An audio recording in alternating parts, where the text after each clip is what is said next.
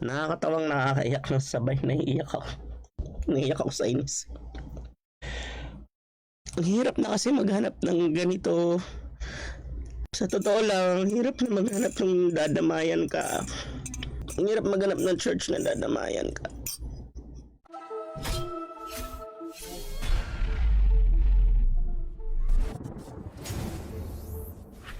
Okay, so ito na, ito ang i-discuss natin ngayon. Okay, grabe. Bakit grabe? No, una po magpapasing tabi ako, passing tabi po sa Bible Ninja po, kahit laugh trip tong kahit madalas nagla-laugh trip tayo dito, kasi niniwala ako na ang tawag galing sa Diyos. So meron tayong we do not shy away from unhappy topics. We do not shy away because we have to look at the scriptures in its totality. Okay, kapag hindi, pipiliin mo lang talaga yung masaya dyan, magbasa ka na lang ng comics. Okay, yun. Punta na tayo sa ating text for tonight, Acts chapter 8. Okay, alam niyo naman tayo, meron lang tayong banner verse pero hindi tayo nagkakasya sa isang verse.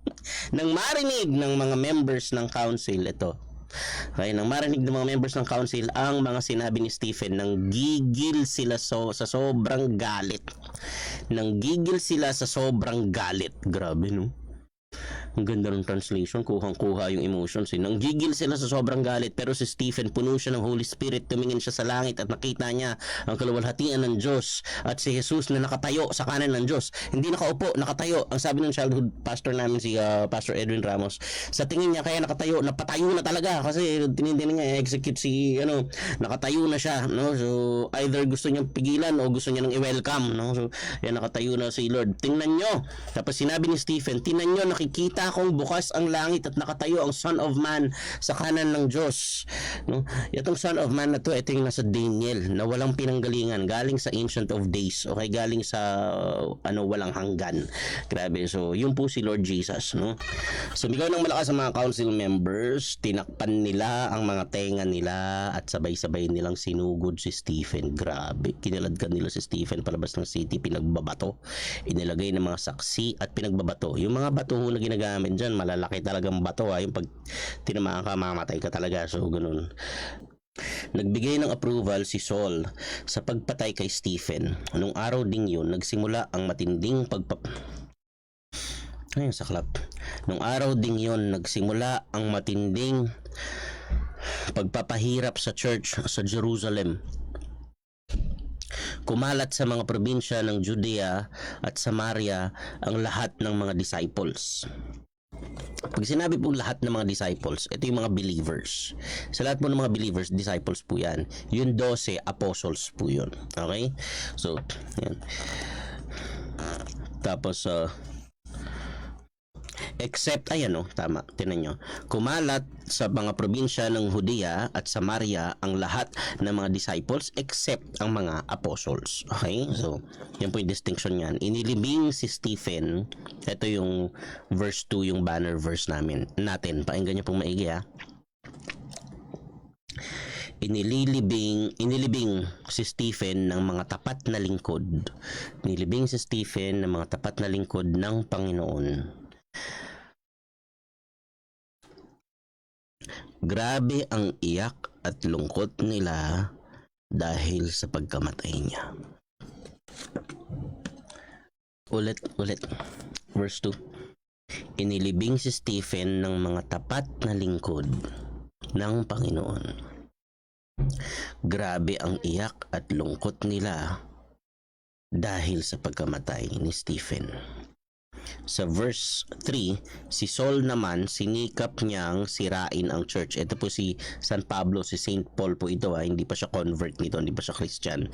Si Saul naman, sinikap niyang sirain ang church, pinuntahan niya ang bawat bahay. Nag-house to house po si Saul, pinuntahan niya ang bawat bahay at kinaladkad palabas ang mga disciples, lalaki man o babae, at pinakulong niya sila. Grabe.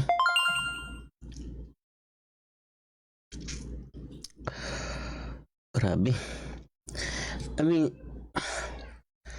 how do you make sense of this? You see, this is why I'm always telling us,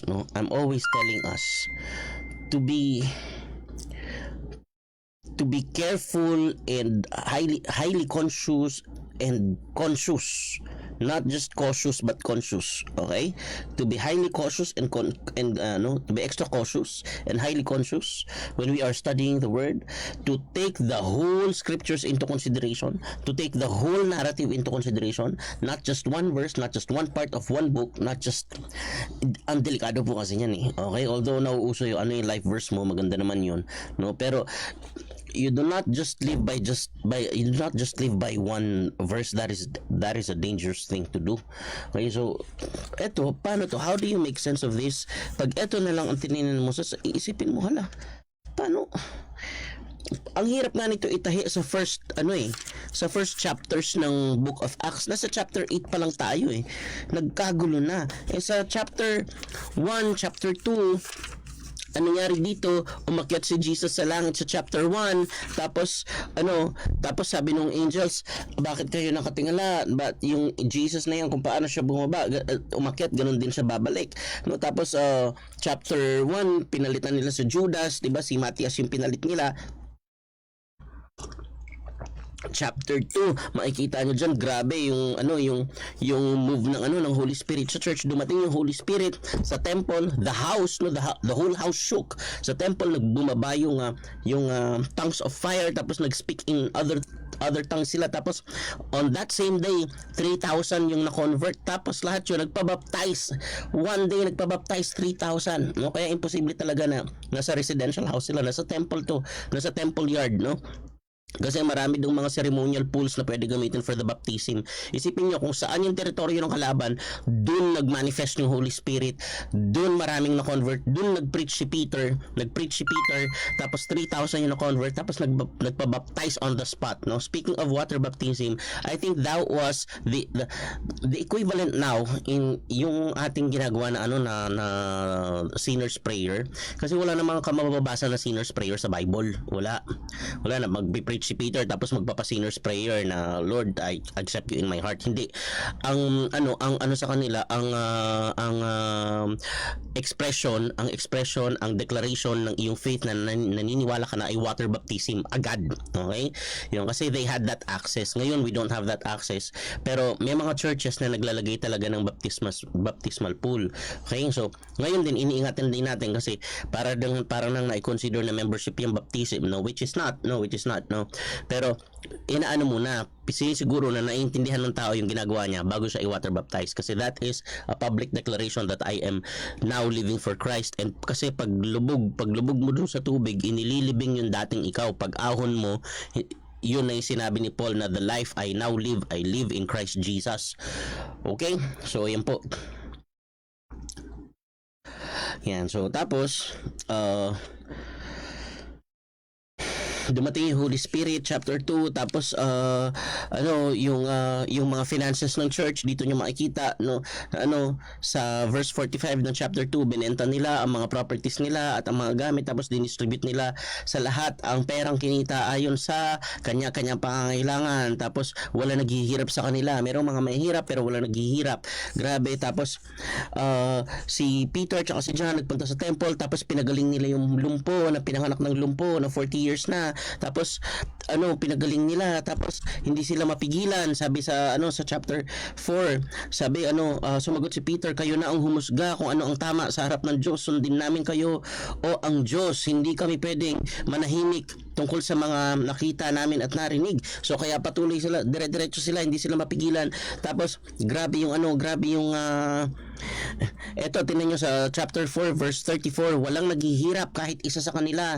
Yung mga may bahay at lupa, binibenta nila ang mga yun at binibigay ang pinagbentahan sa mga apostles at dinidistribute nila ang pera, depende sa kanila, sa kailangan ng bawat isa. Ito po yung core, ganito ang church management ng panahon ng mga disciples, ng panahon ng mga apostles, ganito po. No, tingnan niyo, kaya di ba may nagtanong ng nakaraan, saan po dapat napupunta yung tithes? Sino ang mag-manage, sino ang hawak, saan mapupunta? So pag ipinasok mo sa biblical doctrine ng tithing sa mga priests at sa mga Levites, okay? Wala na nga, ito sila Peter, hindi naman sila priest, hindi naman sila Levites, no? So kaya kung gusto niyo i-adapt talaga sa ngayon, mas maganda na talaga to.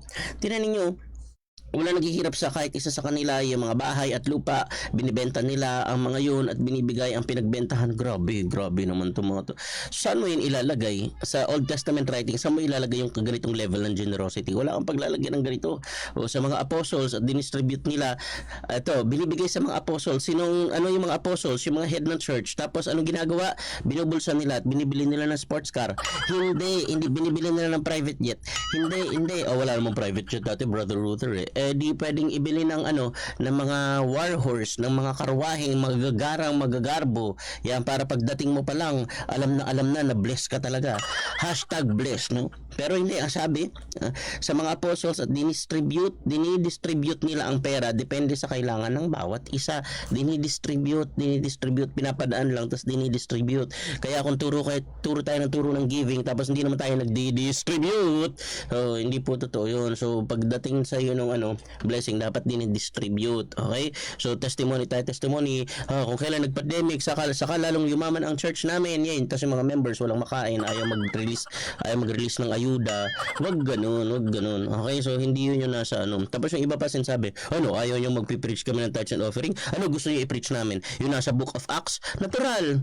Sa tingin ko, dapat yun ang i-preach nyo nasa Book of Acts. Ayun yung New Testament Church Ba't kayo nang balik sa Malakay 3:10? Hindi naman yung New Testament Church. Ito ay New Testament Church. Nasa Acts, pinapakita nga kung paano gawin. Ba't hindi nyo ito ituro? Takot kayo. Hindi nyo kasi din to kayang gawin. No, kasi pag tinuro mo sila nagbebenta, ikaw ang unang aanuhin ng mga members. O nga, pastor, dami nating kotse dyan ha. Baka pwede ibenta isa dyan. Sabi ko na, Malakay 3:10 na lang tayo eh.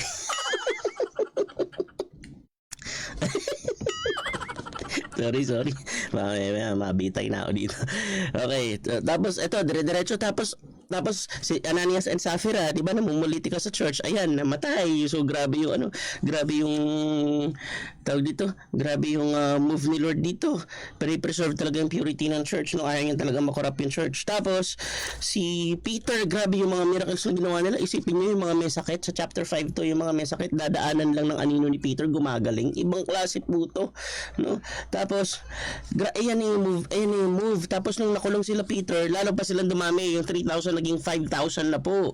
Tapos eto na, first mention, pinakilala tong si Stephen na napaka-brilliant, napaka-blessed. Okay? Napaka-blessed na tao. Verse 8 ng chapter 6, si Stephen, sobrang blessed. Hindi lang basta blessed, sobra. Si Stephen, sobrang blessed siya at puno ng, hindi lang siya merong kapangyarihan, puno po siya. Okay? All the way to the brim. Puno po siya. Okay? Fill to the brim. Puno ng kapangyarihan ng Diyos. Gumawa siya ng mga himala at nakakabilib na bagay sa harap ng mga tao. Grabe. May tanong ako sa inyo. How does your theology fit into this? Or how does this fit your theology? Yung turo sa'yo tungkol sa buhay at kung paano kumilos ang Diyos, how does this compare? Pakinggan niyo po ito maigi yung mga obsessed po dyan, yung mga ambibilis mag-judge na kapag may malungkot na Christian, gin-judge agad nila na siguro kasi hindi tama yung puso mo, kapatid. Kasi pag na kay Lord ka, talagang matitigib ka ng kaligayahan at mag-uumapaw lang ng kaligayahan ng iyong puso sa lahat ng pagkakataon. Amen. Hallelujah. Praise the Lord. Pakinggan niyo po itong babasahin ko Dahan-dahan Inilibing si Stephen ng mga tapat na lingkod ng Panginoon. Grabe ang iyak at lungkot nila dahil sa pagkamatay niya. Ito yung totoong nakikiramay. Kasi apektado siya dun sa dinadamayan niya. Hindi yung pupunta ka dun sa namatayan tas re-rebukein mo pa yung umiiyak. Sasabihin mo, hindi ka dapat nalulungkot dahil ang puso ng dahil ang ating kapatid ay nasa piling na ng Panginoon at dapat tayo magdiwang tayo. Mga bihira naman kayo, parang wala naman kayong pamilya Diba? Kuha nyo, ganito yung totoo. Ito talaga. Hindi naman sinabi dito na mga kapamilya to ni Stephen Mga tapat na lingkod ng Panginoon Mga brad niya to sa church. Pero grabe ang iyak nila, grabe ang lungkot nila. Hindi ho sa demonyo ang lungkot. Ulitin ko po Yung iba dyan na sobrang allergic sa lungkot na yung mga bagay na dapat na ikinakalungkot pinipilit nyo pa rin ikasaya. Dali lang, no? Dito po grabe ang lungkot po nila. Okay? So kung meron kayong mga kapatid sa church na may pinagdadaanan, malungkot sila, makilungkot ho kayo. Sabi nga ni Solomon, mas maganda pang pumunta sa bahay ng namatayan ng pagdadalamhati kaysa sa pumunta sa isang bahay ng pagdiriwang.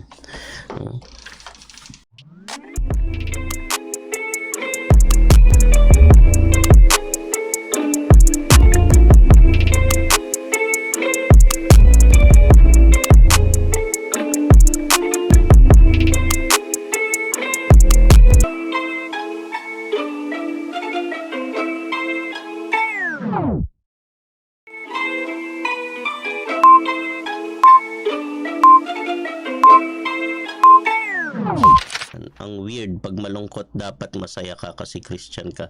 Pag sobrang saya ka at marunong ka magpatawa, sasabihin dapat hindi ka tumawa kasi Christian ka.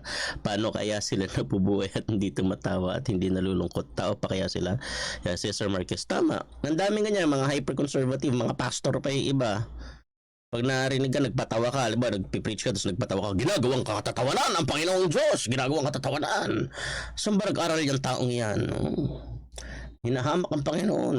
Iniisip nila, hindi naman derogatory yung yung humor, hindi naman ginagawang katatawanan ng Diyos, hindi naman ganun. Galit na galit pag may tumatawa, pag may malungkot, galit na galit din. Hindi mo sila maintindihan So, parang yung sinabi ni Lord sabi niya, dumating yung pinsan kong si Juan, hindi nakikipag-mingle, hindi nakikipag-fellowship, lagi lang doon mag-isa doon sa sa ilang, lagi na sa desert, lagi mag-isa, tapos kumakain ng crickets doon, kumakain ng ng balang, tapos naka balang ibig sabihin yun low cost, low cost, hindi po yung balang yung taong kabayo, tikbalang po yun. Okay. Tapos nakasuot siya ng leather, tapos ang wild niyang itsura niya, sabi ninyo, sinasapian siya ng demonyo. Kasi fasting lang ng fasting, hindi kumakain, pray lang ng pray, sinasapian daw ng demonyo. Tapos ngayon dumating naman ako, nakikiparty, nakaupo diyan sa mga kainan. Sabi niyo naman butangero ko, lasinggero ko. Ano ba talaga ang gusto niyo mangyari sa buhay? Hindi alam sa inyo kung saan lulugar sa inyo. Parang kami yung mga bata na tumugtog kami ng masaya, hindi kayo sumayaw. Tumugtog kami ng malungkot, ayaw niyo naman umiyak. Ano ba talaga? So may oras para sa lahat no? Ito grabe Kitang-kita mo dito yung heart nila sa kapatiran po nila. Hindi po sinabi dito na family member o relative nila yung namatay. Hindi po. Mga tapat na lingkod po ng Panginoon ito, ang ginawa nila, ang naramdaman nila, ang naranasan nila, grabe ang iyak nila at ang lungkot nila dahil sa pagkamatay ni Stephen.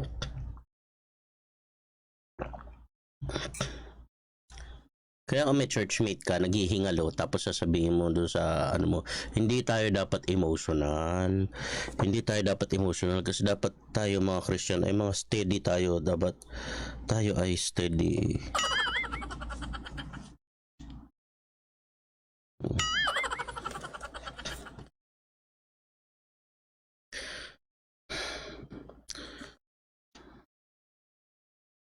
Huwag po natin turuan yung mga membro natin o yung mga sarili natin maging manhid. Hindi po tayo tinawag para maging manhid. Okay? So, ayun po. So, ito, makilungkot tayo sa malungkot. Okay? So, may mga pinagdadaan, lalo ngayong pandemic, nakaka-stress talaga. So, mag-unawaan po tayo. Okay? So, yun. So, huwag po tayong detached at saka distant, okay, sa pain ng iba. So, grabe ang iyak at lungkot nila dahil sa pagkamatay niya. And to make matters worse, to add insult to injury, si Saul naman, sinikap niyang sirain ang church. Pakinggan niya po ito maigi, sinikap niyang sirain ang church. Patay na ho si Stephen nito. Ibig sabihin, nung namatay si Stephen, hindi pa rin ho sira ang church. Hindi kayang sirain ang church. Kahit na may mamatay. Okay. So, sinikap niyang sirain ang church. Pinuntahan niya ang ang church. Ito yung mga nagbi-misreading nito. O yan, sinikap niyang sirain ang church. Tapos iniisip nila, ito daw yung institution ng malaking religion na nasa Vatican. Hindi ho. Kasi ho, wala pang church building nito. Wala. At saka walang pari niyan, walang pope, walang bishop dyan. Puro disciples, apostles lang yan. Tapos yung fivefold ministry niyan, walang priesthood. Tapos na yung order of priesthood na tapos kay Jesus. Si Jesus yung high priest natin in the order of Melchizedek. Ano-ano yung mga nandyan. Hindi pa nga na ituturo ni Paul kung ano-ano yung mga nandyan eh. Pero pag pinunta mo yung writings ni Paul, ano yung mga naiwan dyan, mga apostle, teacher, evangelist, teacher, tsaka prophet. Yung po walang priest, walang pope. Okay, so walang bishop, no? So yan po, organizational terms na po yan na ginawa. Okay, kaya kung i-quote mo, ayan, ito, church, ibig lang sa po sabihin ng church, yung group of people na naniniwala kay Jesus. Okay, tapos po, yung mga churches po, lumaki po, nag-grow po yan from house to house. Sasabihin sa ibang, epistle ni Paul, okay, kumusta nyo ako sa church na nasa bahay ni Phoebe? Isipin nyo, church na sa loob ng bahay. Isipin nyo yun. Meron na ba kayo nakakita na parokya na nasa loob ng bahay? Hindi naman kasya yun. Okay? Hindi naman kasya isang church building sa loob ng bahay. So, pero ganun yung church na sa loob ng bahay kasi yung church, mga taong naniniwala kay Lord. Okay, so ayan, so tapos hindi po yan religious institution. Iniisip ninyo ang church ay religious institution. Hindi po. Ang church po ay group of believers. Okay? So si Saul naman, sinikap niyang sirain ang church. Ilan na ba yung converts at this time? 5,000 na po. Okay? Sinikap niyang sirain.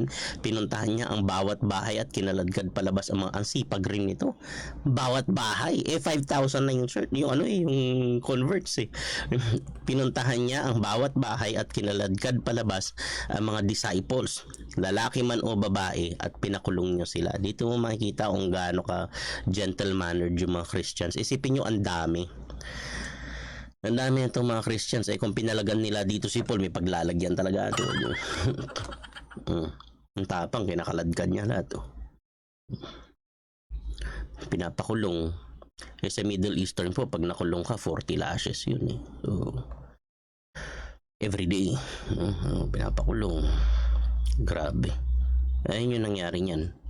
Tapos, eto matindi. Verse 4, pinreach ng mga nagkawatak-watak na disciples ang magandang balita sa lahat ng lugar. Imbis na andun lang sila sa Jerusalem dahil sumabog, dahil nagkagulo na, okay? Nagkawatak-watak na kung saan sila mapunta. Kahit na sobrang lungkot nila, kahit grabe ang iyak at lungkot nila, pero kung saan sila dalhin ni Lord, itutuloy nila. Grabe. Ayan, preach niya kahit saan sila mapunta. Pumunta si Philip sa city ng Samaria at preach niya sa mga tao doon ang tungkol kay Kristo. Dire-diretso na to. Tapos paulit-ulit dito sa Samaria talaga.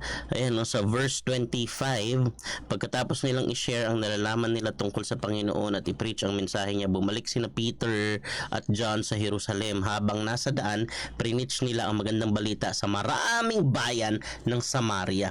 Think of this, how miraculous this is. Sila Peter, mga allergic yan sa Samaria. Ni ayaw nilang dumadaan sa Samaria kasi nga malakas yung nila, racial animosity, no? May racial animosity sila between the Jews and the Samaritans, no?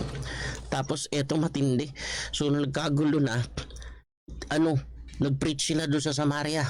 Inabot talaga nila yung mga, di ba natatandaan yung Jesus and the Samaritan woman dun sa well.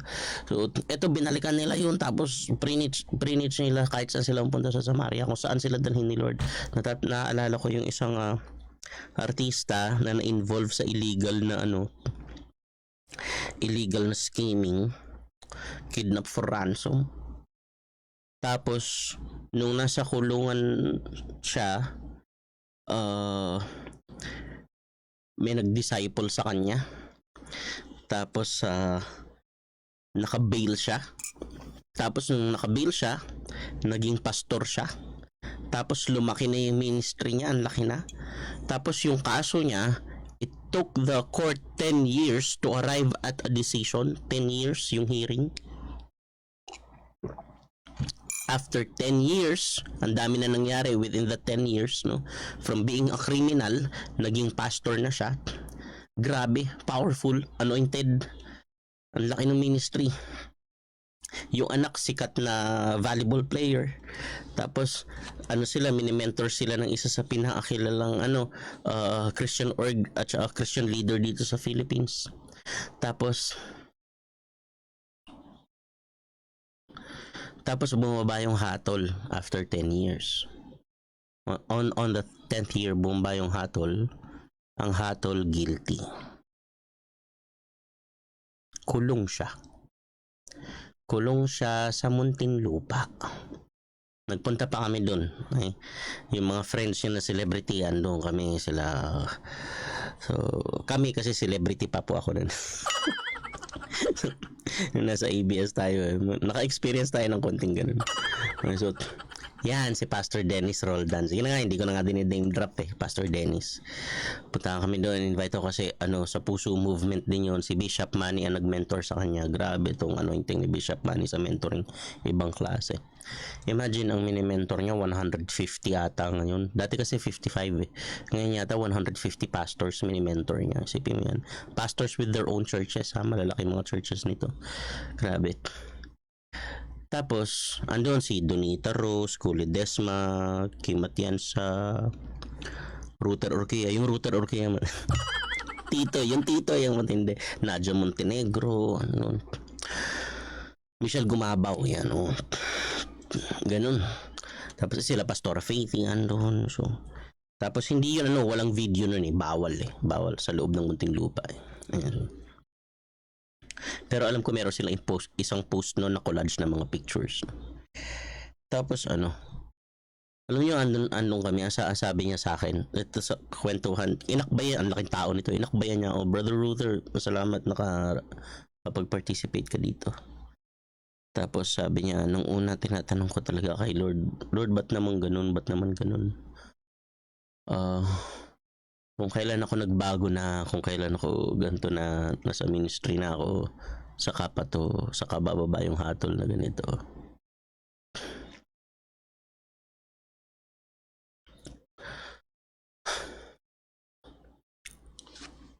Tsaka sabi niya, ba't ganun? Ba't wala si Richard Albiso Buligan? Sumama ang loob ko talaga. Ba't wala yung Richard yung... Yun talaga yung pangmalakasan na celebrity.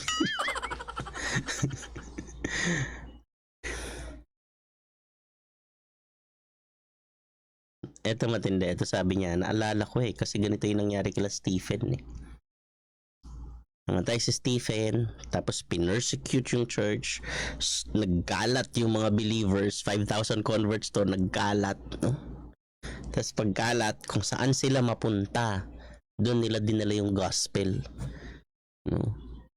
Sumambulat to yung organization. Isipin mo, para silang nasa isang nasa isang timba, tapos binasag mo yung timba, sabog yung tubig. Tapos kung saan sila mapunta, doon nila dinala yung gospel ni Jesus.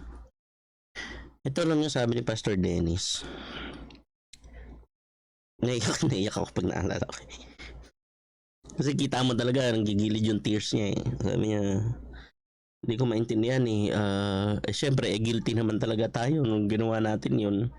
Hindi naman natin matatakasan, di ba? Tayong mga Pilipino, meron tayong kasabihan buntot mo, hila mo. Yung ginawa mo dati, kahit na nagbago ka na, hahabulin ka niyan So, may consequence talaga So, si David, yung ginawa niya, di ba? Nagbago na siya, hinabol siya nung ginawa niya. Gagulo yung kingdom niya. Kahit pinatawad na siya ni Lord. Kaya wag ko kayo maniniwala na hindi okay na yan kasi merong righteousness of Christ. Oo, talaga, patatawarin ka ni Lord. Pero sinasabi ko sa iyo, lalo kung may kinalaman sa family yung ginawa mong mali, tatamaan lahat sila. Pasensya na, pero yun ang totoo. Pag nakarating sa anak mo, tatamaan yung anak mo. Makarating sa asawa mo, tatamaan asawa mo. Makarating sa magulang mo, ang daming maapektuhan yan. Pwedeng patawarin ka na ni Lord, pero yung effect niyan mararamdaman ng matagal na panahon.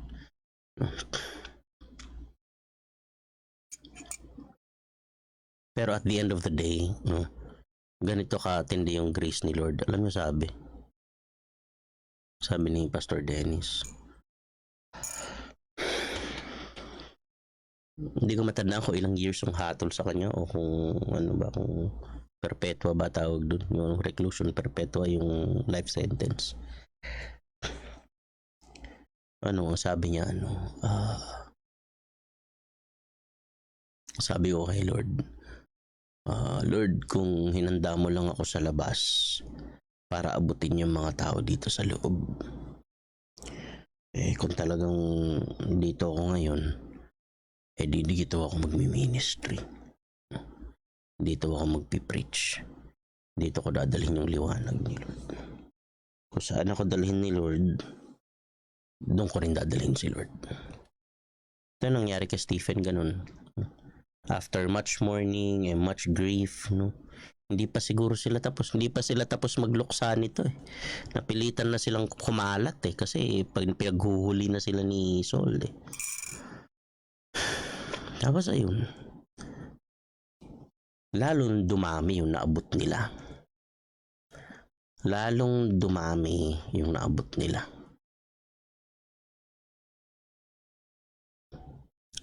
Ulitin ko, lalong dumami yung naabot nila para kay Lord.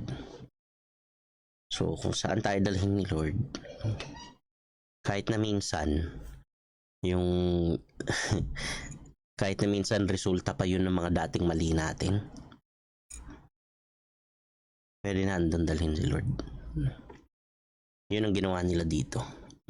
So, ang takeaway natin tonight from this part of the book of Acts chapter 8 verse 2, na magmalasakit tayo ng totoo, na makiiyak tayo sa umiiyak, makilungkot tayo sa malungkot, maipagdiwang tayo sa nagdiriwang. Hindi yung gusto lang natin pag masaya, yun lang gusto natin, nandun lang tayo. Ito sakit natin pag merong nananalo, ang hilig natin makikuha ng credit kaya yan nagkaganyan, kaya yan blines sa buhay dahil tinuruan ko yan kung paano mabless, kaya yan nanalo kasi pinagpray ko, kaya ako gumaling kasi pinagpray kita talaga. Kapatid, dapat mag-support ka sa ministry namin monthly kasi pinagpray kita Kaya ka nanalo dyan sa contest ninyo sa school dahil sa prayer ko, pinagpray kita Pero pag natalo, baka hindi ka nag-practice kaya ka natalo. Pag nalugi yung pag ang lakas ng negosyo, kaya alam mo yung kapatid, yung negosyo na yan, kaya binibless yan. Kasi nagsusupport yan sa ministry ko. Kaya tinan nyo naman ang balik sa kanya, Lord. Kasi ako yung mataban lupa ako talaga. Sobrang taban lupa ako. Tinan nyo, overweight na ako sa taban lupa ako. Sobrang taban lupa ako.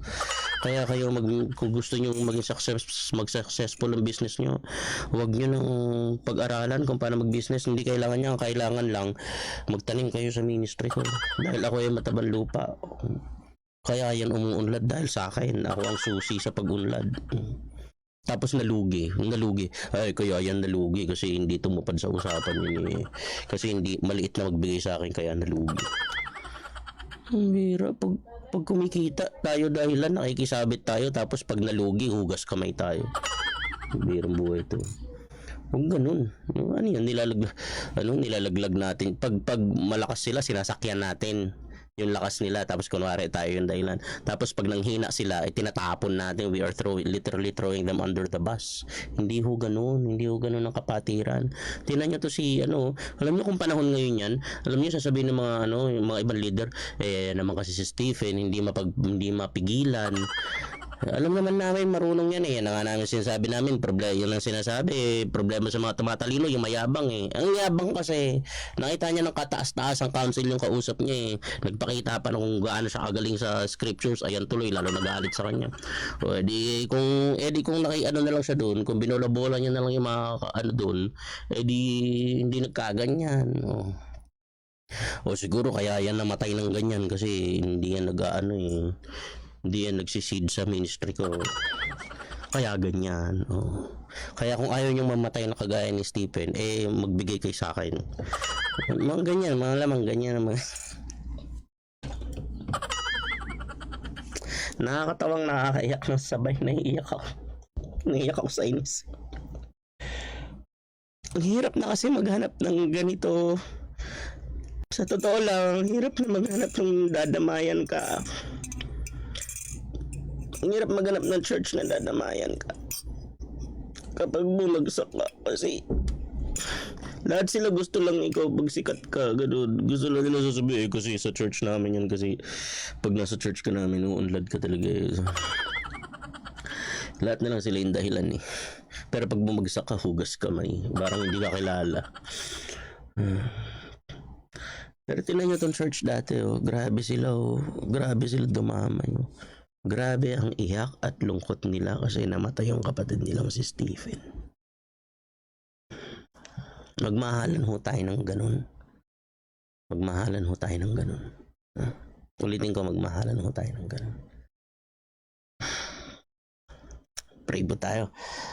Ay, Lord, maraming salamat po. Thank you, Lord God, for reminding us, Lord God, to love one another, Lord God. This is one of the last mandates you have given us, to love one another, that our joy may be full, and so that other people, Lord God, all the people around us would know that we truly are your disciples when we love each other truly, Lord God. Hindi yung nagsusukatan kami ng galing, nagpapagalingan kami, hindi na natapos-tapos yung argument ng mga disciples. Dati pa ang pinagtatalunan na nila kung sino pinakadakila, hanggang ngayon minana namin. Panginoon, turuan po kami makiramay, Panginoon, sa mga nagdadalamati, makilungkot sa mga nalulungkot. Lord God, give us a heart like yours, Lord God, that is sensitive enough, Lord God, not just to understand but to feel other people's pain. Especially in this moment, Lord God, that many are confused, many are tired, many are hurt. Lord, we ask you, Lord God, to give us that sensitivity, Lord God. Give us that sensitivity, Lord God, to truly care for other people, Lord, especially our brethren in the faith. And Lord, not be self-centered, Lord God, and not to, please never allow us to always make things about us, Lord God, to think that we are the center of the universe, to think that every man's success is about us. Lord, ma-celebrate kami matuto kaming pumalakpak, Panginoon, sa success ng iba. Matuto kaming pumalakpak, mag-cheer, mag-appreciate kapag panahon ng ibang pinagpapala sila. Tanggalin mo po yung inggit sa katawan namin, Panginoon, kasi mga natural kami, mga inggitero.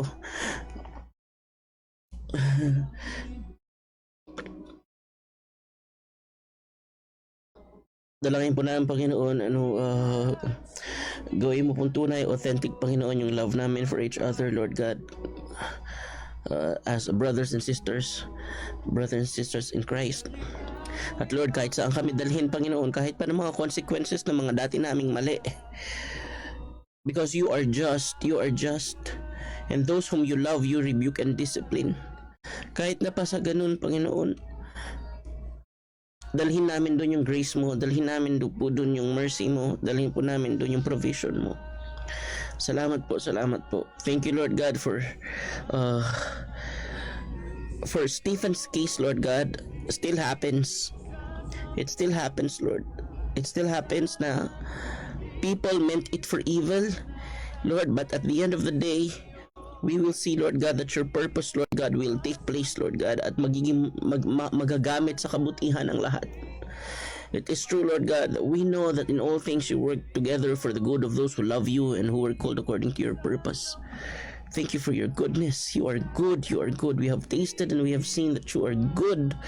You are good. Come hell, high waters, you are good. Whatever the circumstances, you are good. We honor you, we bless you, our light in the darkness. Lord, we ask, Lord God, that you would reach out to all the people who are tuned in tonight, Lord God, and allow them to feel your touch and your embrace, Lord God. Payakap po, Panginoon. Hayaan mo pong maranasan nila ang iyong pakikiramay, Panginoon, ang iyong pakikidalamhati, ang iyong pagkalinga, Panginoon, ang iyong pag-aalaga, ang iyong pagyakap. Maraming salamat po. Thank you. Thank you for bringing us through this, Lord God. Thank you. In Jesus' name. Amen.